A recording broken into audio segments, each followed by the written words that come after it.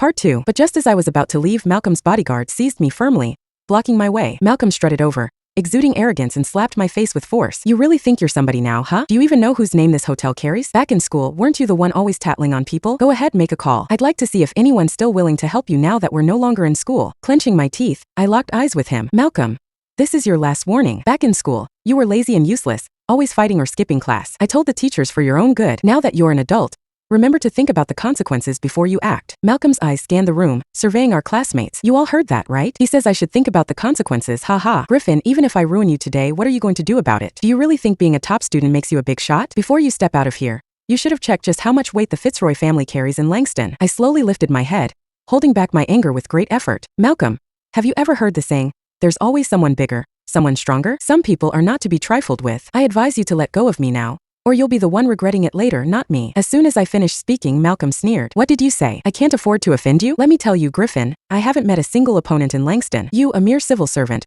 are as easy to crush as an ant. The classmates around us laughed mockingly after hearing Malcolm's words. Only the class leader seemed anxious. Griffin, I think you should just apologize to Malcolm. We're just ordinary kids, we can't compete with him. The Fitzroy family has spread its influence all over Langston, involved in all kinds of industries. If you offend him, your future could get really difficult. I looked at the faces in front of me, once so familiar, with a deep sense of disappointment. Was this what they call friendship between classmates? I simply needed to leave early because of something urgent, yet I was repeatedly humiliated. They mocked me for being poor, for driving a domestic car, but none of that bothered me. But now, someone was actually trying to hit me. Was this really how the wealthy behave? Since I was young, I'd always been at the top of my class, but I never sought trouble. Even if someone occasionally provoked me, I would just smile and move on. But I never expected that my usual humble attitude would be seen as weakness, something to be taken advantage of. When Malcolm saw me staying silent, he thought I had backed down. He pulled out a stack of red bills. Griffin, here's $10,000. If you crawl under my legs, the money is yours and let's forget about everything that happened before, Malcolm said, his voice dripping with mockery. After that, you just drive your little broken car and disappear from my sight. But if you won't crawl,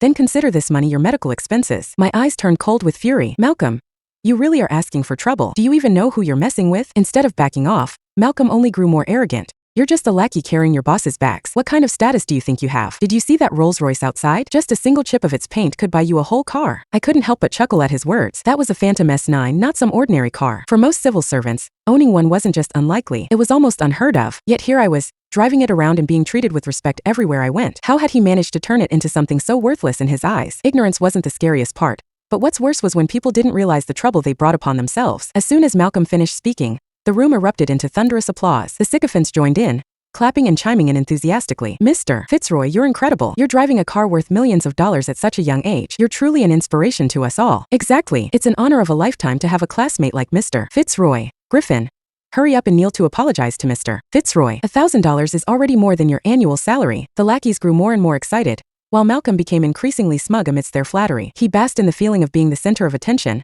not forgetting to mock me in the process. Griffin, why are you so quiet now? Weren't you acting all tough just a moment ago? Cat got your tongue. As he spoke, he raised his hand and pointed out the window. Believe it or not, if you don't kneel and apologize to me today, I'll smash your car. My fists clenched involuntarily. Slowly, I let 3 words slip from my mouth. Go ahead, try. I don't believe you. Malcolm hadn't expected me to hold my ground like this, and his expression grew increasingly twisted. After a moment of thought, he waved his hand dramatically. Everyone follow me. Today, I'll show the whole group how I turn his car into scrap metal. The sycophants, eager for more drama, immediately chimed in loudly. Mr. Fitzroy, you're the man. Malcolm led the group outside, his chest puffed out with arrogance. Once everyone had gathered, he quietly lit a cigarette, then pointed at the phantom car in front of us and shouted, "Smash it!" At his command, his bodyguards rushed forward in unison. After a chaotic clatter of banging, one of the bodyguards hurried over to Malcolm, looking flustered. Mr. Fitzroy, we've been hitting it for a while, but this car, it won't even dent. Malcolm paused briefly before grabbing the iron rod from the bodyguard and storming toward the car with resolve. Once, twice, 3 times.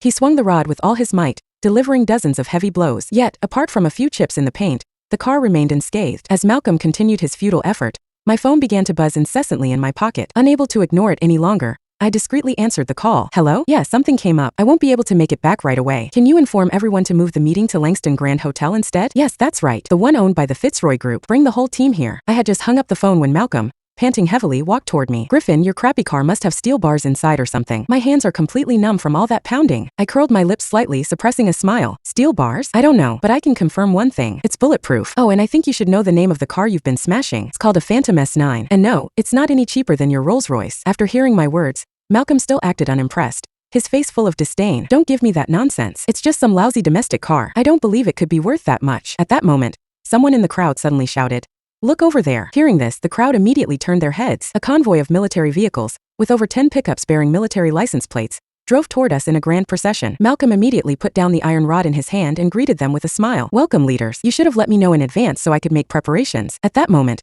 a tall and handsome officer walked up slowly. "Hurry up and arrange a private room. Our leaders need to hold a meeting here." Seeing this, everyone immediately stood still, hands behind their backs, behaving as obedient as elementary school students. However, I stood motionless in place, not moving an inch. Malcolm, noticing this, quickly scolded me. "Griffin, move aside. Didn't you hear what they said?" I took a few slow steps forward. "I heard. The leaders are having a meeting here." Malcolm shouted anxiously. "Why aren't you moving? If you're trying to get yourself killed, don't drag me down with you." "Get myself killed?" I couldn't help but laugh aloud. "If I'm leaving, who's going to hold the meeting for them then?"